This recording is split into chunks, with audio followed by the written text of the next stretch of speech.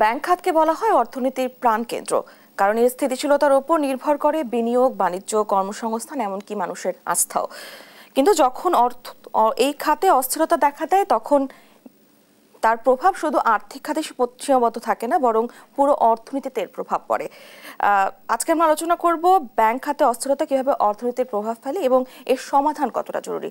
দর্শক সবাইকে স্বাগত জানাচ্ছি দেশ টিভির নিয়মিত আয়োজন বিজনেস টাইমস। আপনাদের সঙ্গে আছি আমি ডানা ইসলাম। দর্শক, আমাদের আলোচনা এগিয়ে নিতে আমাদের সঙ্গে দুইজন সম্মানিত অতিথি রয়েছেন। একে একে পরিচয় করিয়ে দিতে চাই তাদের সঙ্গে। প্রথমে আছেন আশরাফ আহমেদ, সাবেক সভাপতি, ঢাকা চেম্বার অ্যান্ড ইন্ডাস্ট্রি। এরপরে আছেন মাজেদুল হক, অর্থনীতি বিশ্লেষক। আপনাদের দুজনকে স্বাগত জানাচ্ছি। আমি প্রথমেই আলোচনা শুরু করতে চাই জনাব মাজেদুল হক, আপনাকে দিয়ে। আমি আপনার কাছে জানতে চাই, এই যে ব্যাংক খাতে অস্থিরতা তৈরি হচ্ছে, এই অস্থিরতার কেন সৃষ্টি হচ্ছে এবং এর মূল কারণগুলো কি হতে পারে, কি মনে করছেন? যে ব্যাংক খাতের অস্থিরতা কে অর্থনীতিতে অস্থিরতা তৈরি করেছে।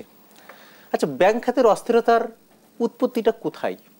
ব্যাংক খাতের অস্থিরতার উৎপত্তিটা হয়েছে আপনার ব্যাংক কোম্পানি আইন অ্যামেন্ডমেন্ট করার মাধ্যম দিয়ে এই অস্থিরতাটা তৈরি হয়েছে। এক।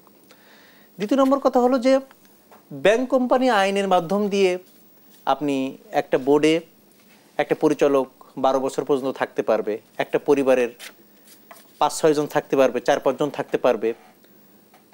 এই বিষয়গুলোকে নানাভাবে 2023 সালে এটা অ্যামেন্ডমেন্ট করার মাধ্যম দিয়ে, 2018 সালে 2023 সালে অ্যামেন্ডমেন্ট করার মাধ্যম দিয়ে অস্থিরতাটা তৈরি হয়েছে মূলত আপনার ব্যাংক কোম্পানি আইনের ভিতরেই। সেটাকে অ্যাডপ্ট করে এবং সেটা বাস্তবে রূপ নিয়ে আজকে যে অস্থিরতাটা শুরু হয়েছে, সেই অস্থিরতাটা কোথায় যে এটা শেষ হবে এটা কিন্তু আনসার্টেন। কারণ যে আপনার অন্তর্বর্তীকালীন সরকার প্রথমে সে আর্থিক খাতকে সংস্কার করার জন্য কিন্তু সে প্রাণপণ চেষ্টা করে যাচ্ছে এবং আর্থিক খাত, ব্যাংক খাত সংস্কার করার জন্য আপনার 3টা টাস্ক ফোর্স গঠন করা হয়েছে, ব্যাংক রেজুলেশন অর্ডিন্যান্স 2025 করা হয়েছে, আপনার ব্যাংক কোম্পানি আইন পরিবর্তন করার তার একটা চেষ্টা চালিয়ে যাচ্ছে এবং বাংলাদেশ ব্যাংক অর্ডার 1972 সেটা সংস্কার করার একটা প্ল্যান তৈরি করা হচ্ছে এবং ঋণের শ্রেণীকরণ ইন্টারন্যাশনাল স্ট্যান্ডার্ড অনুযায়ী সেটা করা হয়েছে। আমি বলবো যে ব্যাংক খাতের যে সংস্কার যে কাজটা, সেই কাজটা কিন্তু এখনো চলমান এবং ব্যাংক খাতের অস্থিরতার কথা যদি আমাকে বলতে হয়, কেন হলো অস্থিরতা, তার কারণ হচ্ছে যে দেখেন, বাংলাদেশের যে অর্থনীতির যে সাইজ, জিডিপির যে সাইজ, অর্থনীতির সাইজের তুলনায় বাংলাদেশের ব্যাংকের সংখ্যা অনেক বেশি। মালয়েশিয়ার অর্থনীতির সাইজটা বাংলাদেশের দ্বিগুণ হওয়া সত্ত্বেও সেখানে 26টা ব্যাংক রয়েছে। সিঙ্গাপুরে বিজনেস সেন্টার বলা হয়, ওয়ার্ল্ড বিজনেস সেন্টার বলা হয়, সেখানেও অনেক কম সংখ্যক ব্যাংক রয়েছে। তাহলে আপনার ভারতেও আপনার 85টা হয়তো ব্যাংক রয়েছে। ভারতের অর্থনীতি $3 ট্রিলিয়ন অর্থনীতি, সেখানে 85টা ব্যাংক রয়েছে। তাহলে বাংলাদেশের এই অর্থনীতির যে সাইজ, জিডিপি সাইজ অনুযায়ী এত ব্যাংক কেন? কারণ হচ্ছে যে আপনার 2013 সালে তো আপনার রাজনৈতিক সদিচ্ছার বলেন বা রাজনৈতিক প্রশ্রয় বলেন, সেখানে তো আপনার 9-10টা ব্যাংকের লাইসেন্স দেওয়া হয়েছে। এই ব্যাংকগুলো তো একদম প্রয়োজন ছিল না। এক সময় যখন বিএনপি গভর্নমেন্ট ছিল, তখন সাইফুর রহমান যখন আপনার অর্থমন্ত্রী ছিল, তখন কিন্তু সে কাউকে পাত্তা দিত না। সে যখন ব্যাংকের প্রপোজাল যেত নতুন ব্যাংক করার, সে কিন্তু এগুলো ছুঁড়ে ফেলে দিত। তাহলে আমার অ্যানালাইসিস করা হয় নাই, আমার অ্যাসেসমেন্ট করা হয় নাই। আজকে ব্যাংক খাতের যে সুশাসন ভেঙে গেছে, সেই সুশাসন হয়তো আপনার বর্তমান সরকার 15টা ব্যাংকের বোর্ড পুনর্গঠন করেছে, তারা সুশাসন নিশ্চিত করার চেষ্টা করে যাচ্ছে। কিন্তু সুশাসন কি একদিনে সম্ভব? একদিনে কখনো সম্ভব না। সুশাসন ইট টেক্স টাইম। আপনার ব্যাংকগুলোতে আজকে মূলধন ঘাটতিতে পড়ে গেছে। বাংলাদেশের ব্যাংক দক্ষিণ এশিয়ার ভিতরে একটা সর্বনিম্ন পর্যায়ে চলে আসছে মূলধন সংরক্ষণের হার দিক থেকে।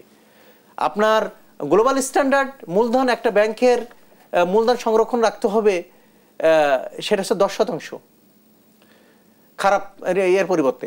কিন্তু সেখানে বাংলাদেশের অ্যাভারেজ 4%-এর কাছাকাছি, পাকিস্তানে 20%, ভারতে 16%, শ্রীলঙ্কাতে 15-16%, নেপাল ভুটানে 10% মূলধন সংরক্ষণের হার। বাংলাদেশে এটা অ্যাভারেজ 4%। এবং বাংলাদেশের ব্যাংকিংয়ের যে গভর্নেন্স, সেই গভর্নেন্স বারবার কিন্তু সমালোচনার ভিতরে পড়েছে।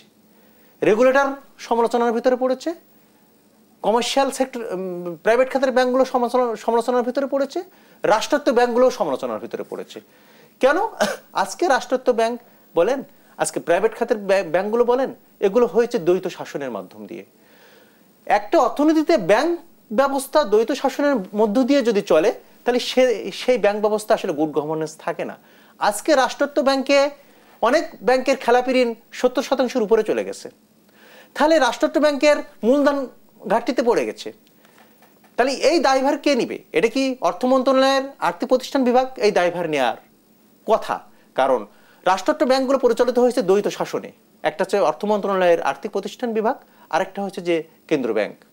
তাহলে দ্বৈত শাসন এটা পৃথিবীর কোথাও আছে কিনা মনে হয় না। তাহলে দ্বৈত শাসনের মাধ্যম দিয়ে আমি আর্থিক প্রতিষ্ঠানগুলো পরিচালিত করতে যে আমি একটা সংকটের ভিতরে, গভীর সংকটের ভিতরে ফেলে দিয়েছি। আরেকটা বিষয় হলো যে আপনার আর্থিক প্রতিষ্ঠানগুলো যেটা হয়েছে, বাংলাদেশের ব্যাংক ব্যবস্থা যেটা হয়েছে, রাজনীতিকরণ করা হয়েছে।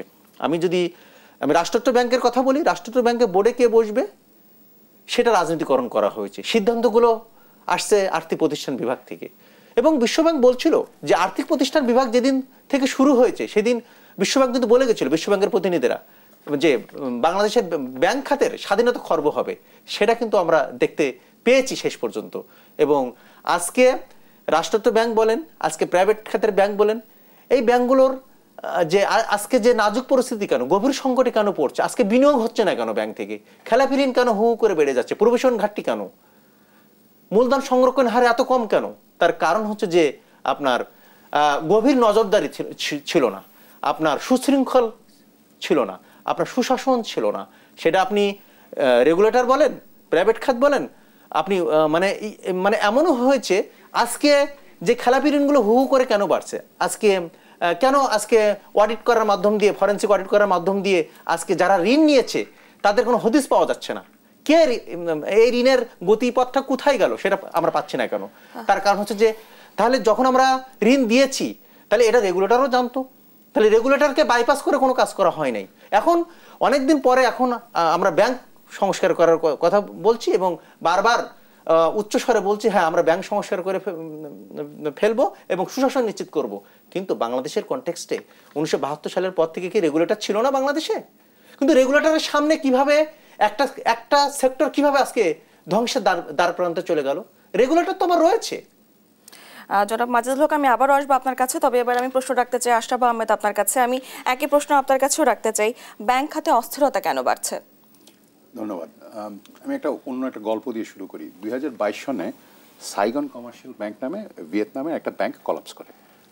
সেখানে ঘটনাটা এরকম ছিল যে যিনি অ্যাকচুয়ালি ব্যাংকটি ওন করতেন এবং কন্ট্রোল করতেন, তিনি মোটামুটি $12-13 বিলিয়ন এর সমপরিমাণ অর্থ ব্যাংক থেকে বের করে নিয়ে গিয়েছিলেন।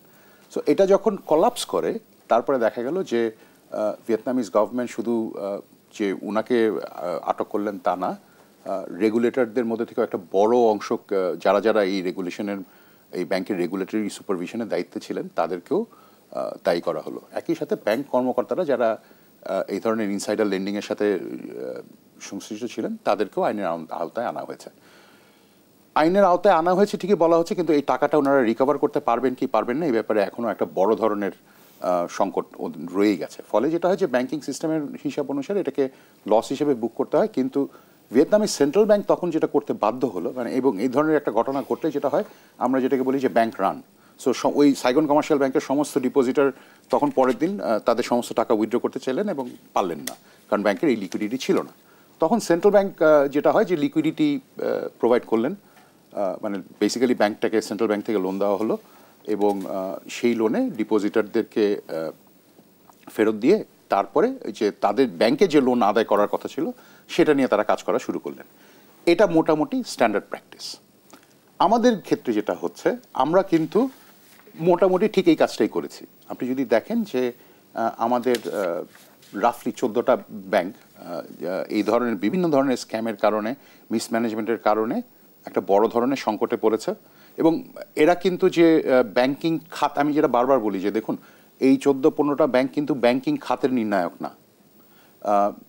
14-15টা ব্যাংকের একটু স্পেসিফিক্যালি বলি। আপনি যদি দেখেন যে 4টি সরকারি ব্যাংক এবং আরও 8টি অন্যান্য bank, private commercial bank including Islamic bank, তাদের একটা ক্যাপিটাল শর্টফল ক্রিয়েটেড হয়েছে। কেন?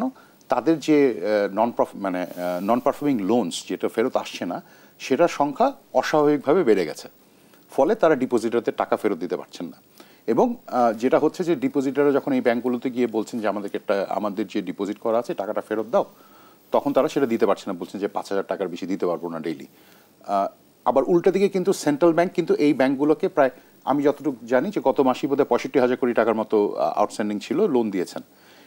এই লোন দিলে যেটা হয় যে ইকোনমিতে আপনার ইনফ্লেশন ক্রিয়েটেড হয়, কারণ আপনি তখন এটা মানি ক্রিয়েট করছেন এসেনশিয়ালি। সো এইটার হচ্ছে সবচেয়ে বড় লিমিটেশন। কারণ সেন্ট্রাল ব্যাংক আজকে ধরা যাক যে এই ব্যাংকগুলোর টোটাল ডিপোজিট ছিল 5 লাখ কোটি টাকা, সেন্ট্রাল ব্যাংক কিন্তু চাইলে 5 লাখ কোটি টাকা ছাপিয়ে দিতে পারেন, কিন্তু সেটার আসলে একটা বড় ধরনের ম্যাক্রো ইকোনমিক ইম্প্যাক্ট পড়বে, যে কারণে এটা কখনো করা হয় না। সো এই দিক থেকে আমি যদি জিনিসটাকে এইভাবে বলি, দেখুন বাংলাদেশে যেসব ঘটনা ঘটে এগুলো কোনোটাই আনপ্রেসিডেন্টেড না, এমন না যে এই ধরনের স্ক্যাম আমরা পৃথিবীতে কোথাও দেখিনি। এটা অহরহ হচ্ছে, মানে প্রত্যেক বছরই একটা দুটো এই ধরনের বড় ধরনের স্ক্যাম আমরা বের করতে পারি। 2-3 বছর আগে আপনার ইন্ডিয়া থেকে একটা ব্যাংক থেকে প্রায় $2 বিলিয়ন লোপাট করে দেওয়া হয়েছিল বিভিন্ন ধরনের ট্রেড ফ্রড করে। সো ব্যাংকিং স্ক্যাম জিনিসটা পৃথিবীতে হয়, আমাদের দেশেও হয়েছে। এইটার থেকে কিভাবে রিকভার করতে হবে সেটার একটা প্লেবুক আছে। আমার মনে হয় যে আমরা অযথা এটা নিয়ে খুব বেশি কথা না বলে let's focus on that playbook, এবং আমরা আশা করবো যে সেন্ট্রাল ব্যাংক আসলে যে কাজগুলো তাদের করা দরকার সেটা নিয়ে ফোকাস করতে পারবেন। এখানে আমি মাসুদের সাথে আমি 2-1 জায়গায় একটু দ্বিমত পোষণ করি, আমি বলেই ফেলি। দেখেন, বাংলাদেশে 60টা ব্যাংক আছে, চায়নাতে ব্যাংকের সংখ্যা কত? আমার জানা মতে 3,000-এর উপরে। আমেরিকাতে ব্যাংকের সংখ্যা কত? আমার জানা মতে এটাও 8-10 হাজারের উপরে। ব্যাপারটা এই না যে ব্যাংকের সংখ্যা কত সেটা দিয়ে আপনার ইকোনমিতে সেই ব্যাংক দরকার আছে কি আছে না, এই ডিবেটটা অপ্রয়োজনীয়। তার কারণটা হচ্ছে, দেখুন ব্যাংকের লাইসেন্স কেন দেওয়া হয়েছে বাংলাদেশে? বেসিক্যালি আমরা যে 60টা প্রাইভেট ব্যাংক দেখি, 60টা ব্যাংক দেখি, তার একটা বড় অংশ হচ্ছে প্রাইভেট ব্যাংক, যেগুলো 90 সনের পর থেকে লাইসেন্স দেওয়া, 2nd, 3rd and 4th generation. এইটার ফলে যেটা হয় যে ব্যাংকিং সিস্টেমে ইকুইটি বাড়ে, কারণ আপনি নতুন ব্যাংক সেট আপ করলেন মানে হচ্ছে আপনার ওখানে 500 কোটি টাকা কিংবা 400 কোটি টাকা যেটাই থাকলো সেটা নতুন ক্যাপিটাল ব্যাংকিং সিস্টেমে আসলো। এবং সবচেয়ে বড় জিনিস হচ্ছে, দেখেন আপনি যদি প্রপারলি রেগুলেট করতে না পারেন, সেটা একটা ব্যাংক থাকলেও যেই প্রবলেম, 1000 ব্যাংক থাকলেও একই প্রবলেম। আপনাকে রেগুলেট করতে পারতে হবে। রেগুলেট করতে পারার সাথে ব্যাপারটা এমনভাবে, আমার কাছে যে ডিবেটটা বাংলাদেশে খুবই অপ্রাসঙ্গিক এবং অপ্রয়োজনীয় মনে হয়, সেটা হচ্ছে, দেখুন আপনি একজন বোর্ড মেম্বার কতবার রিইলেক্টেড হলেন, কিংবা তিনি বোর্ডের অন্য কারোর সাথে কানেক্টেড কি না, এটা একটা অবাস্তব এবং অপ্রয়োজনীয় প্রশ্ন। আমাদের জন্য ইম্পর্টেন্ট জিনিস হচ্ছে উনি কি করছেন। তিনি যদি একদিনের জন্য বোর্ড মেম্বার হয়ে কোনো দুর্নীতির মধ্যে ইনভলভ থাকেন, তাকে সাথে সাথে বের করার ব্যবস্থা করা উচিত। কিন্তু যেই ভদ্রলোক কিংবা ভদ্রমহিলা যিনি বছরের পর বছর, দশকের পর দশক ধরে আসলে শেয়ার হোল্ডার এবং ডিপোজিটারদের স্বার্থ রক্ষা করছেন, তিনি 30 বছর ধরে ডিরেক্টর থাকলেও আমি মনে করি না কোনো সমস্যা আছে। So it's a question of who is able to deliver the ফিডুশিয়ারি responsibility, not মানে উনি কার সাথে কানেক্টেড কিংবা কি। সো এই যে রেগুলেশনের ব্যাপারটা, যে দেখুন কোন ব্যাংক কোন লোনটা কি প্রসেসে দিচ্ছে, সেটা আদায় হচ্ছে কিনা, তার লিকুইডিটি ম্যানেজমেন্ট ঠিক হচ্ছে কিনা, এগুলো তো আসলে রেগুলেটরের কাজ। এই কাজগুলো যদি আমরা করতে না পারি, তখনই আসলে সমস্যাগুলো দেখা দেয়। এবং আমি একটা ছোট একটা এক্সাম্পল দিই। দেখুন ব্যাংকিং কোম্পানির ক্ষেত্রে একটা খুব ইম্পর্টেন্ট একটা ডকুমেন্ট আছে যেটার কথা আমরা সবাই ভুলে যাই। সেটা হচ্ছে এটা বলে যে আপনার ব্যাংক কি বলে, বিজনেস রেজলিউশন প্ল্যান। যে আজকে যদি ব্যাংক ব্যাংক্রাপ্ট হয়ে যায়, তাহলে তার লায়াবিলিটি কিভাবে রিজলভ হবে সেটার একটা ডিটেইল প্ল্যান প্রত্যেক মাসে জমা দিতে হয়। মানে আমেরিকান ব্যাংক হলে প্রত্যেক মাসে জমা দিতে, মানে ডিপেন্ডিং অন আপনার রিস্ক ক্যাটাগরির উপরে আপনাকে হয় প্রত্যেক মাসে জমা দিতে হবে, নাহলে 3 মাস পর জমা দিতে হবে। বাংলাদেশে কোনো ব্যাংক এই কাজটা করেই না। ওই অরিজিনাল লাইসেন্স দেওয়ার সময় বিজনেস রেজলিউশন প্ল্যান একটা জমা দেওয়া ছিল, তারপরে এটার কথা সবাই ভুলে গেছে। সো এই যে রেগুলেটরি টুলগুলো, এই যে অ্যাডভান্সড টেকনিক্স, যেগুলো 20-30 বছর আগে আমাদের কাছে ছিল না, মানে ব্যাংকিং রেগুলেটরদের কাছে ছিল না, ব্যাংকগুলোর কাছেও ছিল না। আপনি 30 বছর আগে আপনি যদি চাইতেন যে আজকের পজিশন কি, আমার লোন বুক কত, আজকে আমার ট্রেড কত, আপনি রিয়েল টাইম ডেটা পাবেন, যেটা 30 বছর আগে পেতাম না আমরা। এবং আমাদের জন্য সবচেয়ে বড় সমস্যাটা হয়ে গেছে, আমি একদিক থেকে মনে করি, এই যে রাষ্ট্রায়ত্ত ব্যাংকগুলোকে যে আপনার এই টেকনিক্যাল ক্যাপাসিটি কিংবা প্রফেশনাল ক্যাপাসিটি উন্নয়ন না হওয়ার ফলে কিন্তু সেন্ট্রাল ব্যাংকও একটা চাপের মুখে থাকে যে আমরা এগুলো এনফোর্স করলে তো আচ্ছা আমাদের দুর্বল ব্যাংকগুলো পারবে না, না পারলে ব্যাংক বন্ধ করে দেন। কিন্তু আপনাকে যদি অ্যাপ্রোপ্রিয়েট রেগুলেটরি মেকানিক্স যদি আপনি বসাতে না পারেন, আপনাকে ব্যাংকিং লাইসেন্স কন্টিনিউ করতে দেওয়ার কোনো কারণ আছে বলে আমি মনে করি না। আমি এবার আসতে চাই জনাব মাজেদুল হক আপনার কাছে। আমি আপনাকে জানতে চাই, ব্যাংক খাতের অস্থিরতা কি বৈদেশিক বিনিয়োগকারীদের নিরুৎসাহিত করছে, কি মনে করছেন? দেখেন যে ব্যাংক ইন্ডাস্ট্রিটা একটা অর্থনীতির একটা চালিকা শক্তি এবং একটা অর্থনীতির যে আমি যদি সকাল থেকে যদি অর্থনীতির চাকাটা আপনি চালাতে চান তাহলে এটা ব্যাংক ডিপেন্ডেন্ট হতে হবে আপনাকে, সকাল থেকেই যদি আমি অর্থনীতির চাকা চালাতে চান। এক দ্বিতীয় নম্বর কথা হলো যে ব্যাংক খাতের উপরে ডিপেন্ড করে আপনার নাই, আপনার বিজনেস অ্যাক্টিভিটিস নাই, আপনি এক্সপোর্ট ইম্পোর্ট এফডিআই এমন কোনো অ্যাক্টিভিটিস নাই যে এই সেক্টরের সাথে আপনার কোরিলেটেড নাই। এবং আমি আপনাকে প্রথমে বলছি যে প্রথম চাকাটা চালানোর জন্য, শুরু করার জন্যই কিন্তু আপনাকে ব্যাংকের দরজাটা খোলা রাখতে হবে। এক দ্বিতীয় নম্বর কথা হলো যে বাংলাদেশের ব্যাংক খাতকে কেন্দ্র করে যে অর্থনীতিতে যে একটা বিরূপ প্রভাব পড়েছে এবং অর্থনীতি যেটা স্থবিরতা নেমে আসছে, সেটা কিভাবে? আপনার একটা ভালো অর্থনীতিতে আপনার স্প্রেড থাকে, মানে ব্যাংক আমানতকারীদের কাছ থেকে ডিপোজিট নিয়ে যে সুদটা দেয় এবং আবার ঋণ গ্রহীতার কাছ থেকে যে সুদটা আদায় করে, এই দুইটার যে এই ব্যবধানটা স্প্রেড, এই স্প্রেড একটা ভালো অর্থনীতিতে স্প্রেড থাকা উচিত 3 থেকে 4%, সর্বোচ্চ 3.5%, 4%, আমি 4% ধরলাম। আচ্ছা, বাংলাদেশের স্প্রেড কত এখন? 7 থেকে 13% উঠছে স্প্রেড। আপনি এখন বলেন যে তাহলে এই খাতের অস্থিরতাটা মানে কত দূর চলে গেছে? আজকে আপনি ঋণটা আপনি 16%, 17% যে ঋণটা এখন নিচে, ঋণ এক্সপেন্সিভ হয়ে গেছে, এত মানে স্প্রেডটা এত ব্যবধান, এটা কি একটা অশনি সংকেত না অর্থনীতির জন্য? এতে করে কি হয়েছে? আপনার বিনিয়োগে স্থবিরতা নেমে আসছে, কর্মসংস্থান হচ্ছে না, বেকারত্ব বাড়ছে, আপনার বিজনেস অ্যাক্টিভিটিস স্থবিরতার ভিতরে চলে আসছে। এবং যে ধরনের লক্ষ্য আমরা নিয়েছি, আমরা বলেছি যে আমরা রপ্তানি আয় করবো $65 বিলিয়ন, একটা কিন্তু লক্ষ্যমাত্রা নিয়েছে। আপনার $65 বিলিয়ন আপনি রপ্তানির লক্ষ্যমাত্রা নিয়েছেন, কিন্তু আপনার ব্যাংক খাতের স্থবিরতা চলে আসছে। আপনার 23টা ব্যাংক তো আপনার ক্যাপিটাল শর্টফলে রয়েছে, টোটাল মূলধন ঘাটতিতে রয়েছে বাংলাদেশের 23টা ব্যাংক। আচ্ছা, তাহলে 23টা ব্যাংক থেকে তো আপনার বিনিয়োগ বাড়ছে না, 23টা ব্যাংকে প্রভিশন ঘাটতি বেড়েই যাচ্ছে। আচ্ছা, 23টা ব্যাংকের খেলাপি ঋণও বেড়ে যাবে, দিন দিন বেড়েও যাচ্ছে। আপনার ডিস্ট্রেসড অ্যাসেট এটা 7 লাখ কোটি টাকা চলে গেছে। আপনার অর্থঋণ আদালতে যে মামলাগুলো চলমান, সেগুলো তো আপনার খেলাপির ভিতরে আসে না, সেগুলোকে যদি ধরা হয় তাহলে 6 লাখ কোটি টাকার উপরে এখন খেলাপি রয়েছে। তাহলে ব্যাংক খাতের যে স্থবিরতা, সেই স্থবিরতা মানে তাহলে অর্থনীতিটাকে কত নাজুক করে তুলছে। কারণ আপনার এটার সাথেই তো আপনার মানে ব্যাংক খাতের সাথেই তো আপনার অর্থনীতি জড়িত। আপনি ঋণ এক্সপেন্সিভ করে দিচ্ছেন, স্প্রেডের আজকে এই অবস্থা। তাহলে এখানে আপনার এই খাতের সংস্কার করা ছাড়া, এটা স্ট্রং মনিটরিং করা ছাড়া এখান থেকে আপনার উদ্ধার হওয়ার কোনো সুযোগ আমি দেখতে পাচ্ছি না। এক দ্বিতীয় নম্বর কথা হচ্ছে যে অতি সম্প্রতি যেটা হয়েছে সেটা হচ্ছে 5টা ব্যাংক একীভূতকরণের একটা সিদ্ধান্ত গ্রহণ করা হয়েছে এবং গতকাল অর্থ মন্ত্রণালয়ে এটা একটা ফাইনাল সিদ্ধান্ত হয়েছে। সামনের দিকে কি হবে আমি জানি না, আইনি জটিলতা থাকতেও পারে। ব্যাংক খাতে আমি 5টা ব্যাংক আমি এখন একীভূতকরণের একটা সিদ্ধান্ত গ্রহণ করেছি। অনেকগুলো টুলস রয়েছে ব্যাংকগুলো সেভ করার জন্য, একীভূতকরণ করা হচ্ছে যে অনলি একটা টুলস। তাহলে তো স্বাধীনতার পরে যে ব্যাংকগুলোতে কিছুই ছিল না আমাদের, তাহলে এই ধরনের সিদ্ধান্ত তখন আমরা গ্রহণ করিনি, তাই না? তখন আমরা একে অপরের উপর নির্ভরশীল ছিলাম, একে অপরকে আমরা সাপোর্ট দিয়েছি, বেল আউট প্যাকেজ দিয়েছি। আমাদের এখন যেটা হয়েছে, যে চ্যালেঞ্জটা রয়েছে ব্যাংক একীভূতকরণের যে চ্যালেঞ্জটা আমি বলবো, সেটা অর্থনীতির জন্য একটা বড় চ্যালেঞ্জ। কেন চ্যালেঞ্জ? এটা একটা মডেল। এই মডেল আপনার পৃথিবীর প্রত্যেকটা মডেলের কিন্তু ম্যারিজ ডিমেরিটস রয়েছে। তাহলে এই মডেল সাকসেস, এটা হাইপোথিসিস, এটা হয়তো 70% সাকসেস হতে পারে, 30% যদি আমি সাকসেস হবে না ধরলাম। যদি 30% সাকসেস না হয়, তাহলে এই ব্যাংকগুলোকে এখন আপনার যে মূলধন সরবরাহ করা হবে, এটা তো ঋণ করেই, এটা গভর্নমেন্ট হয়তো 20,000 কোটি টাকা দিচ্ছে, 15,000 কোটি টাকা আমার বিভিন্ন উন্নয়ন সহযোগীদের কাছ থেকে নেওয়া হবে, বিভিন্ন উৎস থেকে নেওয়া হবে। তাহলে এই যে 20,000 কোটি টাকা যে আমি আজকে ক্যাপিটাল সরবরাহ করব এই ব্যাংকগুলোতে, তাহলে এই টাকাটা কোথা থেকে আসতেছে? আমার সরকারের কোষাগার থেকে আসতেছে। তো রাজস্ব আয় থেকেই তোমার আসতেছে। বাংলাদেশের এখন ট্যাক্স জিডিপির কর জিডিপি অনুপাত কত? 7% নিচে নেমে এসছে। বাংলাদেশের কর জিডিপি অনুপাতে সারা পৃথিবীর ভিতরে এখন সর্বনিম্ন একটা অবস্থানে রয়েছে।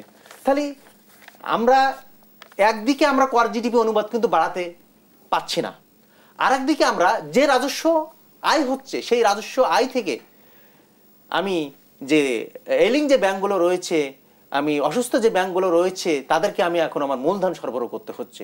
এই টাকাটা কি? জনগণের টাকা। এটা হচ্ছে যে আপনার অনেস্ট যে ট্যাক্স পেয়ার্স আছে তাদের টাকা। এটা আমি যে ভ্যাট দিচ্ছি আমারও টাকা, আপনারও টাকা। তাহলে সামনের দিনে কি হবে? জনগণের উপরে এটা বার্ডেনটা চলে যাবে, কারণ সরকার ভ্যাট বাড়াতে হয়তো বাধ্য হবে, ট্যাক্স বাড়াতে বাধ্য হবে, বিজনেস পিপলদের উপরে চাপ বাড়াতে বাধ্য হবে। তাহলে যেটা দেখা গেছে যে এই অর্থনীতিটা, এই ব্যাংকটা কিভাবে গভীর সংকটে পড়লো? ব্যাংকে গভীর সংকটে পড়লো একটা করপশনের মাধ্যম দিয়ে। এখানে গুড গভর্নেন্স ছিল না, রেগুলেটরি আপনার যে সুদৃষ্টি থাকা দরকার ছিল সেটা অনুপস্থিত ছিল রেগুলেটর দিক থেকে। এই সমস্ত বিষয়গুলোর কারণে আজকে আমি মানে অনেস্ট ট্যাক্স পেয়ার্স বলেন, আজকে আমি মানে সব জনগণের কাছ থেকে যে আমি ভ্যাট নিয়ে আজকে আমি যে রাজস্ব আয় করলাম, সেখান থেকে আমার আসলে ওই মূলধনটা সরবরাহ করতে হচ্ছে। কিন্তু এইটা যদি আমার সফল না হয় তাহলে আমার কি হবে? তাহলে তো আমার রাষ্ট্রের ক্ষতি হয়ে গেল। এবং এটার সাথে সাথে এই ব্যাংকগুলোর সাথে যে বিজনেস পিপলরা ছিল, যে উদ্যোক্তারা ছিল, তারাও তো ক্ষতিগ্রস্ত হলো। তারা তো আজকে আমি হঠাৎ করে আমি সকালে সার্কুলার দিয়ে বললাম যে আপনার ইনভেস্টমেন্ট করবো না, আমি রিনিউয়াল করবো না, তাই না? উনি তো প্রপোজাল দিতে পারে, একটা ব্যাংক হয়তো প্রপোজাল দিতে পারে যে ব্যাংকগুলো মার্জ হচ্ছে, তা ওনাকে হয়তো মেসেজ দিল যে আপনার এটা আমি করতে পারছি না, এলসি পেমেন্ট হচ্ছে না। তাহলে বিষয়গুলো দাঁড়াচ্ছে যে দেখেন আমরা যে একীভূতকরণের যে সিদ্ধান্ত গ্রহণ করেছি, এটা একটা মডেল, অনেকগুলো মডেলের ভিতরে একটা। এই মডেল যদি আমার সাকসেস যদি না হয় তাহলে এটা রাষ্ট্রের অনেক বড় একটা ক্ষতি হয়ে যাবে। এবং সামনের দিনে তো উন্নয়ন সহযোগীদের কাছ থেকে আমার ঋণ করে আমার এই ব্যাংকের মূলধন সরবরাহ করতে হবে। এবং আমি তো বাংলাদেশ তো এখন আমি বারবার বলছি, বাংলাদেশ কিন্তু এখন ঋণ নির্ভর অর্থনীতিতে পরিণত হয়েছে। বারবার আমি যে সিদ্ধান্তগুলো নিচ্ছি, যে অবকাঠামো উন্নয়ন করতে যাচ্ছি, যে অবকাঠামো হাতে নিতে যাচ্ছি, সেটা আমাকে ঋণ করে নিতে হচ্ছে। কারণ এমনিতেও আমাদের বিদেশি ঋণ যে পরিমাণে আমরা এখন ঋণ পাচ্ছি, ঋণ ছাড় পাচ্ছি, তার হয়তো 60% কাছাকাছি আমাদের ঋণ রিপেমেন্ট করতে হচ্ছে অতি সম্প্রতি। সুতরাং আমাদের চ্যালেঞ্জ কিন্তু বহুবিধ। কারণ আমার বাজেট ঘাটতি মোকাবেলা করার জন্য আমার রাজস্ব আয় না থাকার কারণে আমাকে বাজেট ঘাটতি দিনে দিনে বেড়ে যাচ্ছে, সেটাও আমার একটা চ্যালেঞ্জ রয়েছে। এই বাজেট ঘাটতি মোকাবেলা করার জন্য আমার বৈদেশিক উৎস থেকে ঋণ নিতে হচ্ছে। আবার ব্যাংকের নতুন করে যোগ হলো ব্যাংকের ক্যাপিটাল সরবরাহ করার জন্য আমার বৈদেশিক উৎস থেকে ঋণ নিতে হচ্ছে। এটা অনেক বড় চ্যালেঞ্জ। জনাব মাজেদুল হক, আপনাকে ধন্যবাদ। আমি এবার প্রশ্ন রাখতে চাই আশরাফ আহমেদ আপনার কাছে। আমি আপনার কাছে জানতে চাই, সঞ্চয়কারীরা যদি ব্যাংক খাতে আস্থা হারে তাহলে অর্থনীতির উপর ভবিষ্যৎ কি হতে পারে?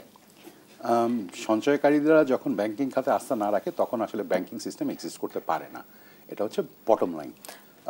কিন্তু আমরা একটু before going into that extreme আমি একটু জাস্ট 2-3টা পয়েন্ট একটু বলি। দেখুন, হেলদি ব্যাংকিং সিস্টেমের প্রফিট মার্জিন কিন্তু 5% না, স্প্রেড যেটা বলি আমরা সেটা হচ্ছে এই রাফলি অ্যাবাউট 1 থেকে 1.5%। আপনি যদি গ্লোবাল ব্যাংকগুলোর এভারেজ 2%, এটা রাফলি 1.5 থেকে, মানে ধরেন আমি ব্যাংকার হিসেবে বলতে পারি যে আমরা যখনই বলতাম যে 2%-এর উপরে মার্জিন পাবো, all our global bosses would be very very happy. So ওইটা একটা ইস্যু। সেকেন্ড ইস্যুটা হচ্ছে, দেখুন আমরা আসলে আমাদের ন্যারেটিভ ডিসকাশনগুলো যেহেতু কোনো টেকনিক্যাল ছাড়াই গাইডেড হয়, সেই কারণে এটা একটু মিসগাইডেড হয়ে যায়।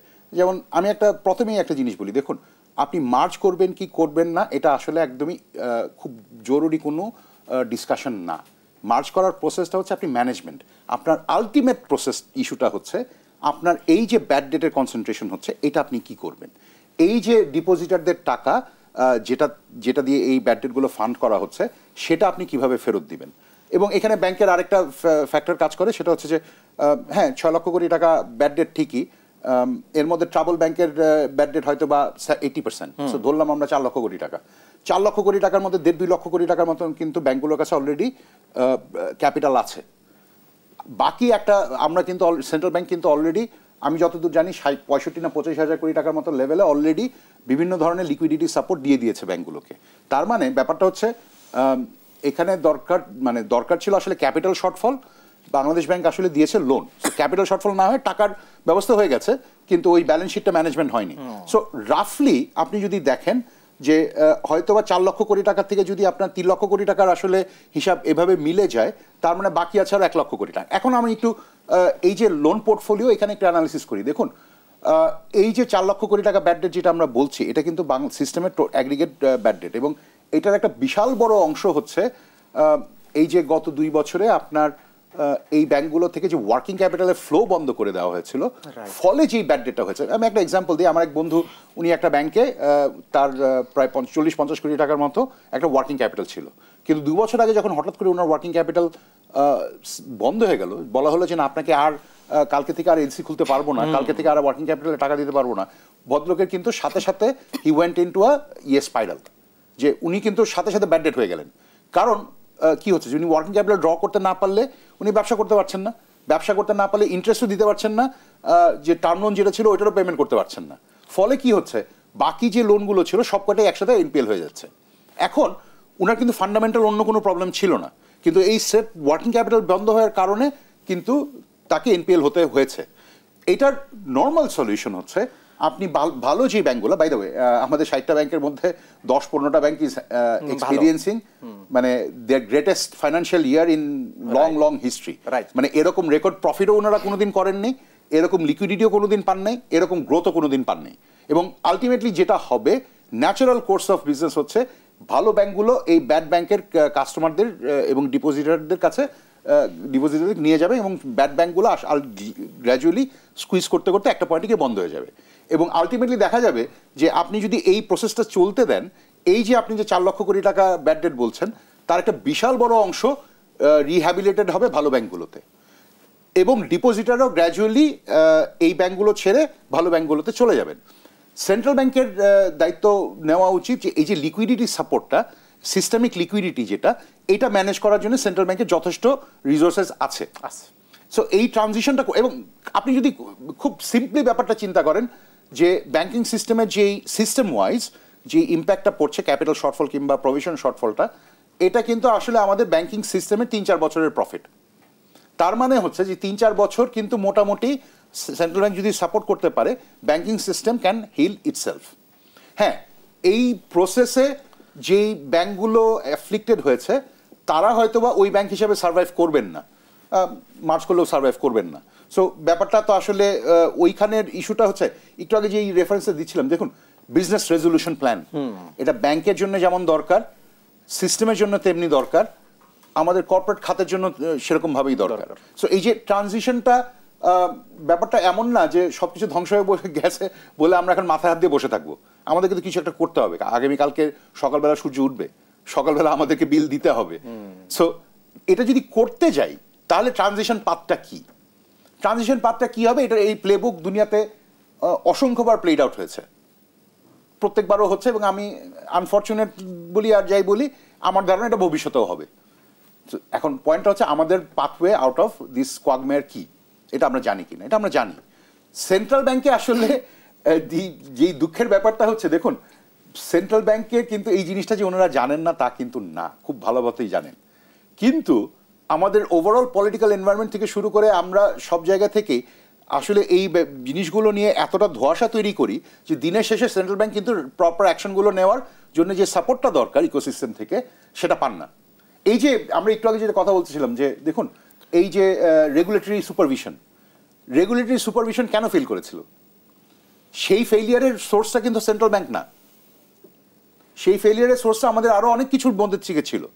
সো ওই যে সেন্ট্রাল ব্যাংকে ওই প্রোটেকশনটা দেওয়া, যে না, আপনাদের কাজ করার জন্য আপনাদের যেই স্বাধীনতাটুকু দরকার, সেটা রাষ্ট্র এবং আমাদের ওভারঅল সোসাইটি সেটা এনশিওর করবে, এই জিনিসটা তো করতে পারতে হবে। নাহলে আপনি শুধু রেগুলেটরকে দোষারোপ করে তো লাভ হবে না।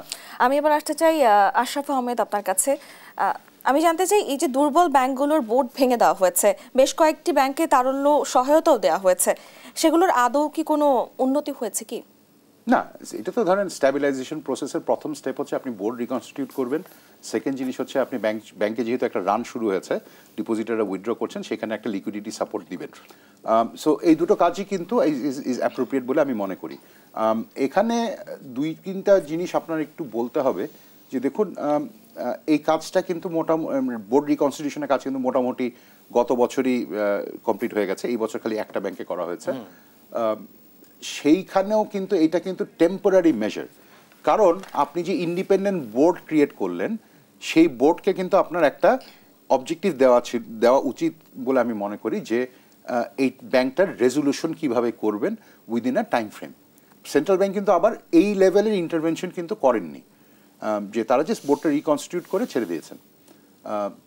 বাকি যে মানে এই যে টার্গেটগুলো দেওয়া বোর্ডকে যে আপনাকে এই জিনিসগুলো করতে হবে, এইটা কিন্তু পাবলিকলি কোথাও ডিসক্লোজ করেনি। যদি সেন্ট্রাল ব্যাংক দিয়ে থাকেন তাহলে দিয়েছেন, কিন্তু পাবলিকলি সেটা বলেননি কোথাও। লিকুইডিটি সাপোর্টের ব্যাপারটা সেন্ট্রাল ব্যাংকের আসলে কোনো অপশন নেই, এটা দিতেই হবে, কারণ এটা না হলে ব্যাংকিং সিস্টেমের ওই ব্যাংকগুলো তো সাথে সাথে কলাপস করবে। সো আপনি যখন লিকুইডিটি সাপোর্ট দেওয়া হয়েছে তখন কিন্তু আমরা যেটা জানি যে অ্যাবাউট 60-65 হাজার কোটি টাকার মতো লিকুইডিটি সাপোর্ট দেওয়া হয়েছে, উইচ ইজ রাফলি হাফ অফ আপনার, আমরা যেটা জানি যে প্রভিশন শর্টফল যতটুকু তার হাফের কাছাকাছি এই ফিগারটা। এটার মানে হচ্ছে যে যে ইকুইটি, বাট এইখানে ব্যাপারটা এরকমভাবে যদি বলা যায় যে আজকে যদি গভর্নমেন্ট যদি বেইল আউট করতে চায়, যে বলা হলো যে প্রভিশন শর্টফল যেটা আছে সেটা নতুন ইকুইটি ইস্যু করে তোলা হবে, তাহলে কিন্তু মোটামুটি যেই টাকাটা অলরেডি দেওয়া আছে সেটাকে কনভার্ট করলেই কিন্তু সেই শর্টফলের একটা বড় অংশ চলে যাবে। সো শর্টফলটা চলে গেলে তার মানে কি, আসলে আমরা যে জিনিসটা নিয়ে ভয় পাচ্ছিলাম যে এই বেইল আউট করলে তো আসলে ইনফ্লেশনারি ইম্প্যাক্ট পড়বে, সেটা আসলে পড়বে না, কারণ আপনার অলরেডি যেটা ডিসবার্সড ডেট আছে ওটাকে আপনি ইকুইটিতে কনভার্ট করলেন, নতুন করে টাকা পাম্প করতে হলো না। সো এটা একটা ভালো অপরচুনিটি ক্রিয়েটেড হয়েছে। সেকেন্ড যে জিনিসটা হচ্ছে, দেখুন রেজলিউশনের ক্ষেত্রে আমাদের কিন্তু হিস্টোরিক্যালি বেশ কিছু দুর্বলতা আছে। মানে একটু একটা এক্সাম্পল দিই। দেখুন, একটা ব্যাংক আলটিমেটলি একটা প্রাইভেট কোম্পানি কিংবা পাবলিক লিমিটেড কোম্পানিও যদি হয়, এটা শেয়ার হোল্ডারদের রাইটস আছে যে আমার শেয়ার সেন্ট্রাল ব্যাংক মানে ইচ্ছা মতো অনেক কিছু করতে পারেন না। সো মানে যেটা ধরেন আমার এভাবে যদি আমি বলি যে আমার যে ফান্ডামেন্টাল রাইটস আছে সেটার বিরুদ্ধে কোনো স্টেপস কিন্তু সেন্ট্রাল ব্যাংক আলটিমেটলি নিতে পারবেন না। সো ওই যে প্রপার্টি রাইটের ইয়েতে যদি চলে যাই, তখন কিন্তু central bank should operate under certain restrictions. মানে একটা এক্সাম্পল দিই, সেন্ট্রাল ব্যাংক যদি গাইডলাইন দেয় যে এই 5টা ব্যাংক তোমাকে মার্জ করতে হবে এবং এটার জন্য আমি কি বলে একটা রেগুলেটরি অর্ডার দিলাম, হ্যাঁ, তখন কিন্তু এটা কোর্টে গিয়ে একটা চ্যালেঞ্জ করার জায়গা থাকবে যে এটা কি ওই যে মাইনরিটি শেয়ার হোল্ডারদের রাইট প্রোটেক্ট করা হলো কি হলো না, মাইনরিটি শেয়ার হোল্ডিংয়ের যে কোম্পানিজ অ্যাক্টে যে প্রভিশনগুলো আছে, কনস্টিটিউশনে যেই প্রভিশনগুলো আছে সেটার সাথে এটা সাংঘর্ষিক কি না, এটা একটা কোশ্চেন থেকে যাবে। কিন্তু সেন্ট্রাল ব্যাংক যদি এটা না করে ব্যাংকগুলোকে বলে তোমাকে 30 দিন সময় দিলাম, যার মধ্যে কিংবা 45 দিন সময় দিলাম, যার মধ্যে তোমার এই ক্যাপিটাল শর্টফলের এই প্রবলেম সলভ করতে হবে।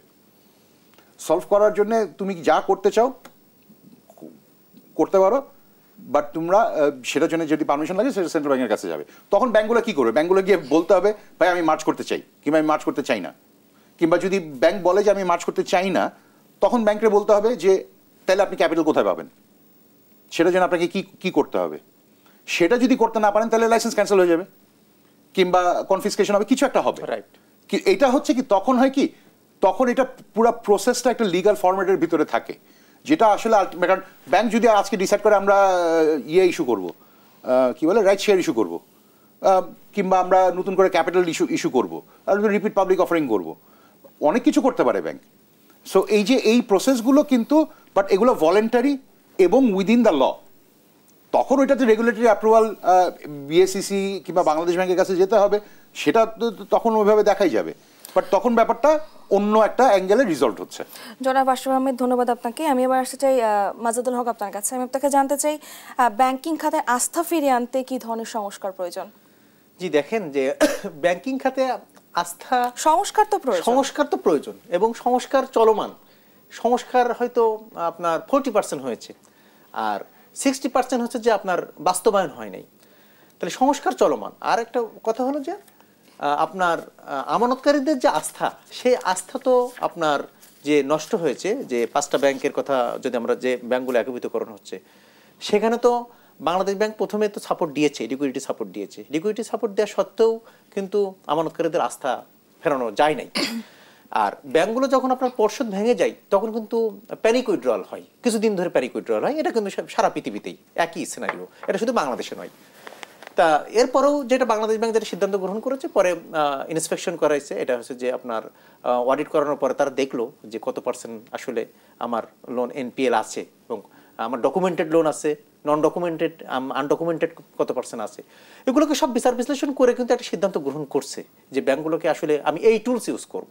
মানে মানে মানে মার্জার এটা একটা টুলস।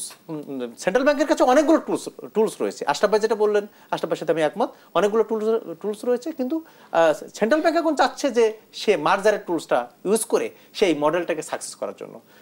কিন্তু দেখা যাচ্ছে যে আমানতকারীদের আস্থা অর্জন করার জন্যই তো আসলে ব্যাংকগুলো কাজ করছে এবং আমানতকারীদের স্বার্থ রক্ষার জন্যই তো কেন্দ্রীয় ব্যাংক রয়েছে, এই রেগুলেটর রয়েছে।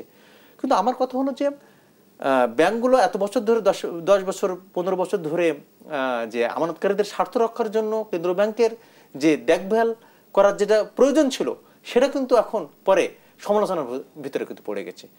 কারণ ব্যাংকগুলোর ক্যাপিটাল শর্টফল তো একদিনে হয় নাই। কারণ হঠাৎ করে মানে ক্যাপিটাল শর্টফল হঠাৎ করে দেখা যাচ্ছে, অডিট করে দেখা যাচ্ছে এই এনপিএল দেখা যাচ্ছে 1000 কোটি টাকা বেড়ে গেছে। হঠাৎ করে দেখা যাচ্ছে যে ক্যাপিটাল শর্টফল পড়ে গেছে। যে ব্যাংকগুলো আমরা ব্র্যান্ডেড ব্যাংক মনে করতাম, যখন আমি ইন্সপেকশন করাচ্ছি আমি দেখতেছি যে এটার এনপিএল 55% এনপিএল হয়ে গেছে, তাই না? তো বিষয়টা হলো যে আমানতকারীদের আস্থা রক্ষা করার দায়িত্বই কিন্তু আসলে কেন্দ্রীয় ব্যাংকের এই দায়িত্ব নিতেই হবে। আজকে কেন্দ্রীয় ব্যাংকের কাছে যে আজকে প্রাইভেট সেক্টরের যে ব্যাংকগুলো রয়েছে, এবং আমি আরেকটা কথা বলবো, সেটা হচ্ছে যে রাষ্ট্রায়ত্ত ব্যাংক কিন্তু আর্থিক প্রতিষ্ঠান বিভাগ যদি এটা পরিচালনার দায়িত্ব নেয়, আমার কাছে মনে হয় না যে এটার সামনের দিনে এটা আরো ভালো ফলাফল পাওয়া যাবে। ঠিক রাষ্ট্রায়ত্ত ব্যাংক এবং প্রাইভেট সেক্টরের ব্যাংকগুলো টোটালি কেন্দ্রীয় ব্যাংক পরিচালনা করবে, আমার একটা পরামর্শ থাকবে। দ্বিতীয় পরামর্শ হচ্ছে যে সামনে আপনার প্রসপেক্ট পলিটিক্যাল গভর্নমেন্ট আসবে, তাহলে পলিটিক্যাল গভর্নমেন্ট সবসময় তার স্বার্থের কারণে তার রাজনৈতিক স্বার্থকে বৃহৎ করে দেখার জন্য সে কিন্তু আপনি কেন্দ্রীয় ব্যাংক বলেন, সে অর্থ মন্ত্রণালয় বলেন, সে বিভিন্ন পিপুলদেরকে আসলে এনগেজমেন্ট রাখে। আমার কাছে মনে হচ্ছে যে আর্থিক প্রতিষ্ঠান মানে পুরো আর্থিক প্রতিষ্ঠানগুলো এবং ব্যাংক খাত এইটার যে রেগুলেটর রয়েছে, সেই রেগুলেটরগুলোকে আপনার রাজনীতির ঊর্ধ্বে রাখতে হবে, এটা আমি মনে করব। এবং এই সরকারের কাছে আমার একটাই প্রত্যাশা থাকবে, সেটা হচ্ছে গভর্নর এবং ডেপুটি গভর্নরের নিয়োগের নীতিমালা থাকতে হবে, একটা ইন্টারন্যাশনাল স্ট্যান্ডার্ড একটা নিয়োগের নীতিমালা থাকতে হবে, যেটা কানাডাতে রয়েছে, যেটা পৃথিবীর অনেক দেশে রয়েছে গভর্নর নিয়োগের নীতিমালা, সেটা বাংলাদেশে এখনো অনুপস্থিত রয়েছে। শুধু আমি ব্যাংকগুলোকে একীভূতকরণ করে আপনার ব্রিজ ব্যাংকের আওতায় নিয়ে আবার শেয়ার হোল্ডার নিয়ে আবার প্রাইভেট খাতে ছেড়ে দেওয়া, এটা একটা সময়ের বিষয়। তবে একটা কথা আমি বলতে চাই যে রেগুলেটর তো সবসময় ছিল, 1972 সালের পর থেকেও ছিল, এখনো রেগুলেটরদের কাছে আবার ব্যাংকগুলো হয়তো চলে যাচ্ছে। রেগুলেটরের কাছে গেলে হবে না, রেগুলেটরের সুপারভিশনটা আমার স্ট্রং থাকতে হবে, আমার অনেস্ট ওয়ে থাকতে হবে, আমার ইন্টিগ্রিটি থাকতে হবে, তাহলে ব্যাংকগুলো সুশাসন ফিরে আসবে, ব্যাংকগুলো সামনের দিকে এগিয়ে গেলে অর্থনীতিও সামনের দিকে এগিয়ে যাবে। আপনাদের দুজনকে অসংখ্য ধন্যবাদ আমাদের সঙ্গে আলোচনায় যুক্ত হওয়ার জন্য। দর্শক, আমাদের আজকের আলোচনা এ পর্যন্তই। পরবর্তী আয়োজন দেখার জন্য সবাইকে আমন্ত্রণ রইল। সে পর্যন্ত সবাই সুস্থ থাকবেন, ভালো থাকবেন। ধন্যবাদ সবাইকে।